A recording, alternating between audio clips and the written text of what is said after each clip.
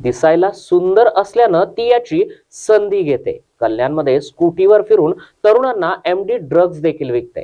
कल्याणच्या डीसीपी स्क्वॉडनं फिजा इराणी या संशयित तरुणीला जवळपास 2 लाखांच्या एमडी ड्रग्ज सोबत अटक केली आहे। फिजाला याआधी देखील 3 वेळा अटक झाली आहे। महाविद्यालयीन विद्यार्थ्यांमध्ये फिजा ही खूप फेमस आहे। इतकंच नाही तर ती कल्याण तालुक्यातील ग्रामीण भागात देखील एमडी ड्रग्जचा सप्लाय करते। पोलिसांनी आता तरी या फिजा विरोधात ठोस कारवाई केली पाहिजे अशी मागणी काही नागरिकांकडून होत आहे।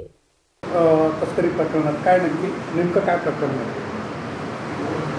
माननीय पोलीस उपायुक्त परिमंडळ 3 यांना माहिती मिळाली होती की आंबोली आढाळी परिसरामध्ये काही संशयितरित्या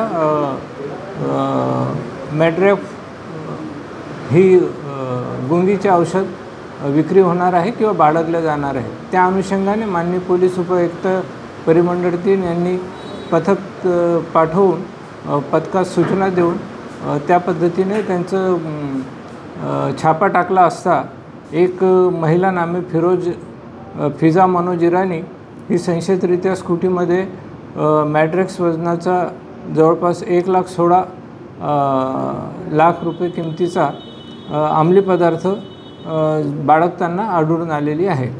तिला पथकाने ताब्यात घेतलेले आहे आणि तिच्याकडून हा मुद्देमाल पण हस्तगत करण्यात आलेला आहे। खडकपाडा पोलीस स्टेशनला गुन्हा दाखल करण्यात आलेला आहे। पुढील तपास खडकपाडा पोलीस स्टेशन करीत आहेत।